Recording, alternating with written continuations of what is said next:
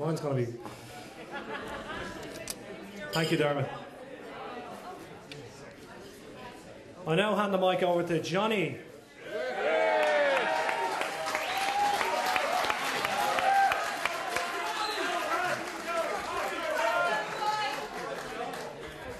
Johnny quite enjoys long strolls on the beach, reading romance novels, and turning into a Leitrim man on occasion. And the microphone's broke. Try your best. It's nice to have a son who understands you so well. I'd like to speak on behalf of myself and Ita. That's Ita here right now. And I'd like to address a few words to Dara, alias the Bird, alias Darcy, alias Willis, and I've only found out recently, alias Daz. Dargle, there's a few other ones, but we want to keep this clean. Most of you probably would know Dara as a very easygoing. Can you get that fixed? Okay, you'd know him as a very easygoing sort of guy, affable, easy to please. When he was young, if you put him by the fire with a cup of tea, sitting between his mother and his father, that was heaven. He would look for no more. He was a very happy guy like that. As he got older, then football was what he wanted. And once he had a football at his feet, he would just play for hours.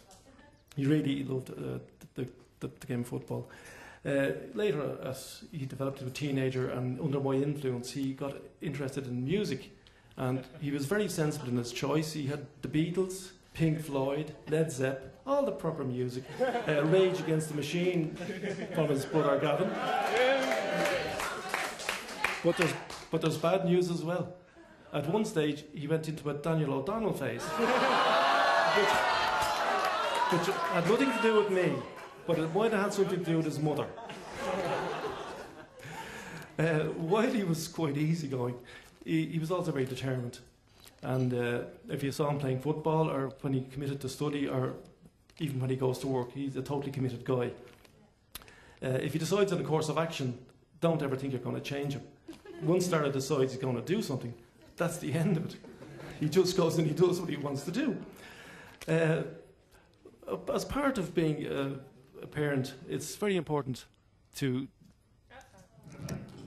teach our kids how to deal with adversity. Now, Dara would have learned that from me. And I'll tell you why. In 1993, we sat down as a family, the three lads, Ida and myself, to watch Ireland play against Northern Ireland in the World Cup qualifier. Now, as we all know, we were going to win approximately 6-0, and it was going to be a great night for the family. But that's not quite how things worked out. After about 80 minutes, Ireland hadn't scored, but Northern Ireland scored. So I reacted in a certain manly fashion. I got the hump and I stormed off the bed because I couldn't bear to stand and look at what was going on. And that's true. But a few minutes later, Dara and Lynne and Gavin came up to me and said, Ireland are after scoring, we've got a draw, we're going to qualify. So that was good news, and I realised this is a tactic that works. So Dara obviously noted this, and he went his little way. He got into, as Dermot was saying, the travel. Lynne liked to travel, Dara liked to travel. He did the European tour, and he was in most countries in Europe. And then he went on the Trans-Siberian Railway, crossed into Russia, down through China, Vietnam, Laos, and into Australia. So he happens to meet this beautiful girl in Australia. I think her name is Lynne. And he was having a nice little bop with her this night.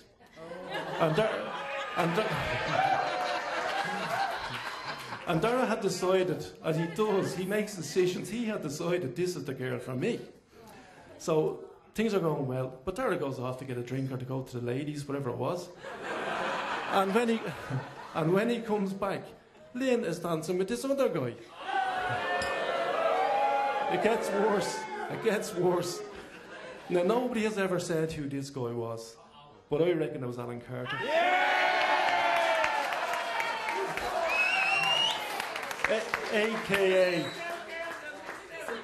AKA Cartier. So anyway, Dara remembered his basic training. what do you do when you're hit with adversity? You get the hump and you storm off the bed. And that's exactly what he did. Now, Lynne was exceedingly impressed by this display of manly behaviour, and she got curious. So, Darragh was tucked up in bed, his jammies on, his mug of cocoa, and Lynne decided to check him out and see what the problem was.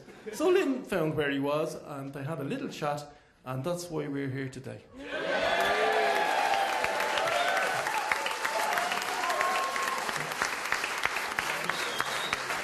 Now, I'd just like to recommend this tactic to you. It has been 100% effective in our family, but it has worked twice. So it's called a hump and blow. So if you ever want to use it, feel free.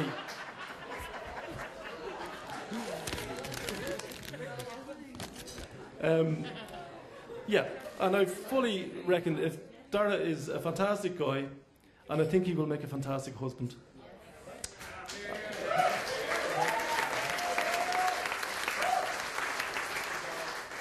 And I would just formally like to welcome Lynne into the Wylie family. Although she has been part of the family since she came back to Australia. We love her deeply. That was happening at the exciting moment. We love her deeply. We think the world of her. We've always been made feel very, very welcome in Salons, in their beautiful house. And we are delighted with you, Lynne. We love you lots. Thank you.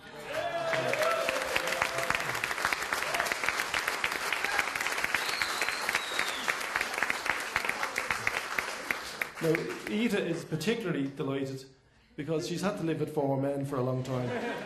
And she's watched her eyes glaze over each time she mentioned makeup, hair, dresses, shoes. So now she has somebody who understands what she's talking about. So Ida is particularly delighted.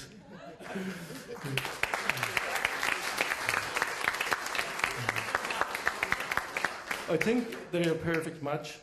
They're deeply in love, and that's the way to go. I wish them a long and happy marriage together, and we are very happy. Thank you.